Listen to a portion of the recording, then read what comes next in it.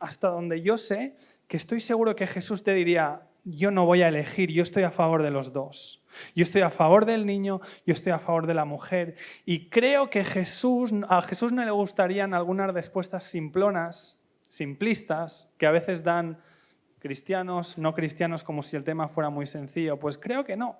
Creo que Jesús iría más allá y nos diría, es que no basta con defender los derechos de un niño si no estás defendiendo también los derechos de la mujer. Y por tanto creo que tendríamos que defender soluciones que eliminen esta separación y que defiendan los derechos del niño que todavía no ha nacido, pero que también defiendan los derechos de la mujer. Y creo que ahí hay muchas sugerencias y creo que los cristianos tendríamos que ser más activos en defender sugerencias como mayores derechos para las madres, mayor facilidad para adoptar, un mayor sistema que protege tanto al niño como a la mujer. Yo entiendo la tensión. Bueno, esta pregunta es todavía más difícil, ¿vale? Pero yo entiendo la tensión de la pregunta del aborto. La tensión es que hay mujeres que en según qué lugar del mundo o en según qué situación tener un niño, pues quizá les pone en una situación muy complicada.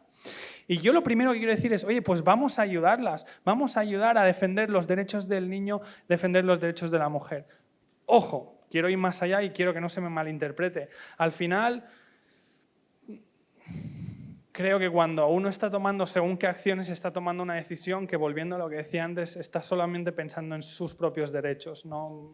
Para mí los derechos del niño no nacido se tienen que defender y creo que a veces hacer lo contrario es simplemente estar encorvado en sí mismo. Pero creo que si simplemente dijera eso sería una respuesta demasiado simplona. Tenemos que apoyar un sistema en el que estamos defendiendo los derechos del niño y los derechos de la mujer. Vale, ahora bien, ahí hay otro elemento que es el tema de la violación y sé que es muy complicado.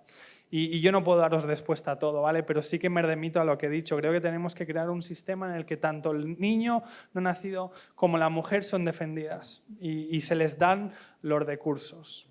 Déjame terminar añadiendo una nota, y es la misma nota que he dicho antes.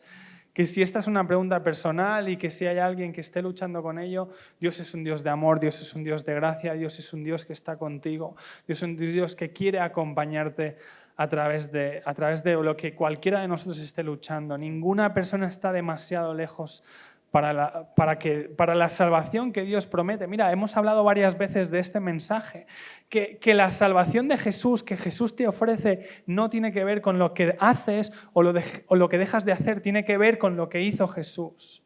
Jesús, que fue aquella persona que dio su propia vida, aquella persona que dio su propio cuerpo, su propia sangre por cada uno de nosotros. Por tanto, enfatizo, no tiene que ver con lo que haces o lo que dejas de hacer, sino que tiene que ver con la oferta de Jesús y es para cada uno de nosotros. Y me gustaría invitarte a que, si sé que es difícil, ¿vale? Pero si esta pregunta es personal, si esta pregunta es importante para ti, búscanos después, porque desde aquí, desde un escenario, es muy difícil contestarla bien, pero si quieres hablar más de esto, búscanos después, nos encantaría hablar más personalmente. Sí, gracias. Solo añadir alguna cosa, reiterar todo lo que ha dicho.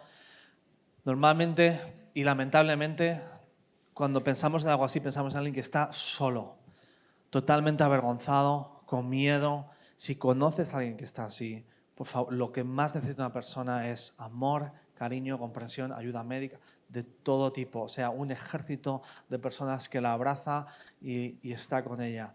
Y sobre todo entender que no es tu culpa, no es su culpa. Que tantas veces hay sentimientos de culpabilidad. Tenemos un compañero de trabajo que es médico y científico, experto en hablar, ha hablado con cientos o miles de mujeres que han pasado por el aborto o han lidiado con la idea de aborto por todo tipo de situaciones, situaciones normales, situaciones indeseadas, situaciones también de violación. Y hay ciertos datos que él maneja y que habla y que publica en universidades como Oxford y en radios como la BBC que se desconocen y que chocan bastante cuando se oyen, pero a mí me chocó mucho cuando le oí hablar de esto. En primer lugar, él hablaba de que la inmensa mayoría de las mujeres no quieren hablar. Son los hombres, cuando hacen las estadísticas, los que están apoyando y empujando la idea. Pero cuando hablas con ellas, en realidad es lo último que quieren. Segundo, está demostrado científicamente que el aborto la experiencia del aborto para la mujer es un segundo trauma añadido a un primero. Es decir, toda la evidencia nos dice que psicológicamente, físicamente, hace muchísimo más daño que tener el bebé y luego darlo en adopción o lo que sea. En realidad, lo que estamos haciendo al abortar, sea cual sea la situación, aunque sea tan difícil como esta, es querríamos añadir aún más trauma a alguien que acaba de pasar por algo tan impensable como esto, porque lo que la evidencia científica nos está diciendo es que es un trauma que además psicológicamente vas a arrastrar toda la vida. Si queremos de verdad cuidar a la mujer, lo último que debemos pensar es añadir más trauma, ¿no? Y en tercer lugar, algo que también me llamó mucho la atención de su investigación es que la inmensa mayoría de los científicos y de los artículos publicados en revistas académicas y científicos nos está hablando que el ser humano empieza a ser humano con el embrión. Esto es lo que científicamente están prácticamente de acuerdo. La vida empieza con el embrión, no cuando empieza a latir, no cuando ya tiene uso de manos o... No es cuando a ti te parece que, mira, ya se parece más a un ser humano, sino que cuando realmente biológicamente es en el embrión, desde el punto de la fecundación. Y si eso es así, sobre todo desde el punto de vista cristiano, creo que hay algo que es muy importante entender. No somos solo animales, porque a ninguno nos molesta aplastar una mosca. ¿Qué diferencia entre una mosca y un embrión de 3 días? Pero si es un ser humano, toda vida merece la pena cuidarla. En el momento en que hay una concepción, estamos hablando de que hay vida humana, con todos los derechos, con todas las capacidades, aunque sean en potencia, pero es un ser humano creado a la imagen de Dios y quien Dios ama y para quien Dios tiene un propósito.